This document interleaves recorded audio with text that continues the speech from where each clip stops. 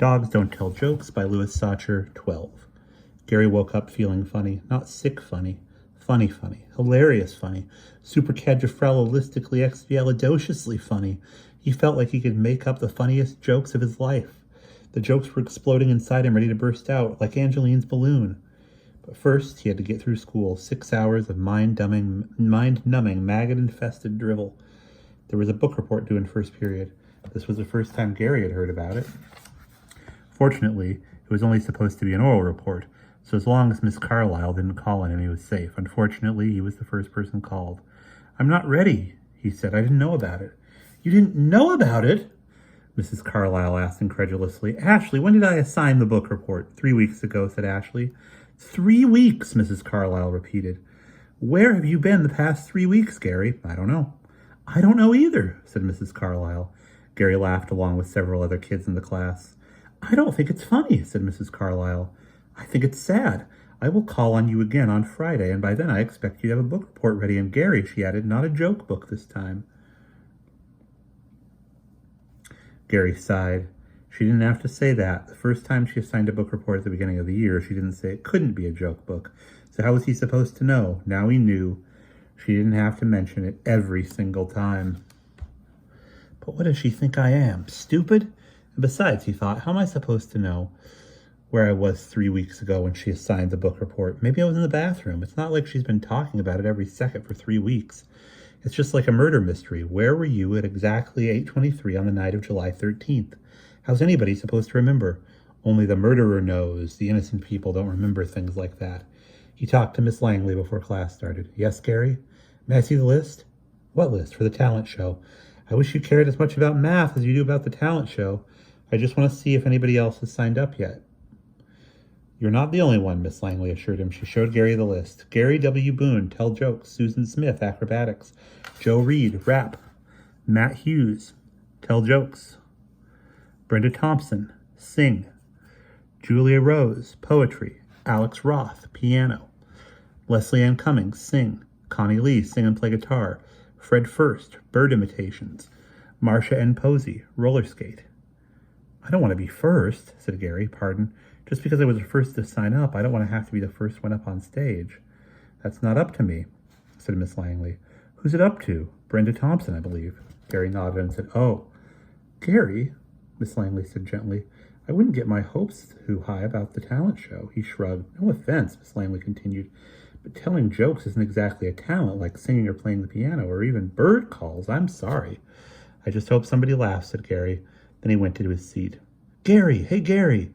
Gary turned. It was Steve, or maybe Michael Higgins. "Look what I got," said Steve, or Michael, waving a baseball card in Gary's face. "Oh, a baseball card," said Gary. "A baseball card, he says," said Steve, or Michael. "It's not just a baseball card. Look at it." Gary looked at it again.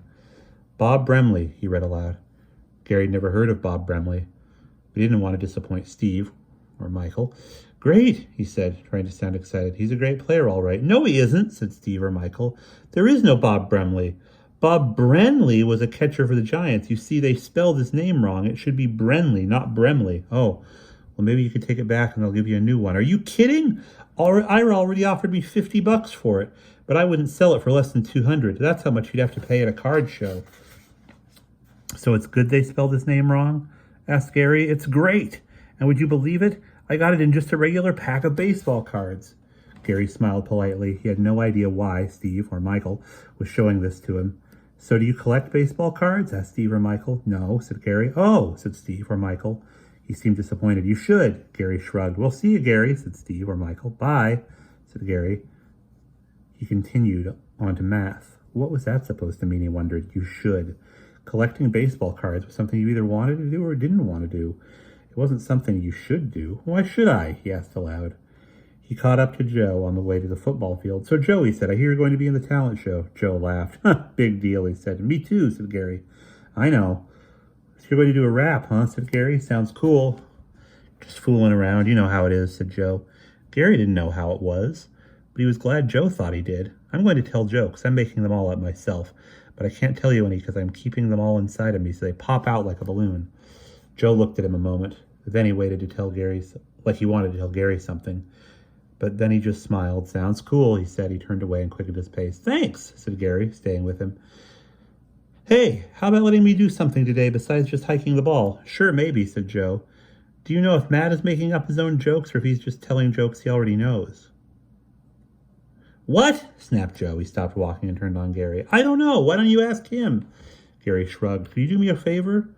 Could you tell Brenda Thompson I don't want to be first? Just because I was the first to sign up for the talent show doesn't mean I want to be on stage first. What are you talking about? Brenda Thompson decides the order. You know, which act goes on first, second. Tell her I don't want to be first. Why don't... Joe snapped. He put his hand on Gary's shoulder. Look, don't take the talent show so seriously, okay? It's for fun. We're all just going to get up on stage and make big fools out of ourselves. It's just for fun. Yeah, I know. Well, don't be so uptight about it, okay? Joe said, go with the flow, no matter what happens. Sure, said Gary. Will you talk to Brenda Thompson for me? Sure, said Joe. When Gary got home, he started reading the book about the pirate and the beautiful girl that Angeline had given him a long time ago. He didn't make up any jokes. He had too much work to do. And he no longer felt funny. And that's the end of chapter 12.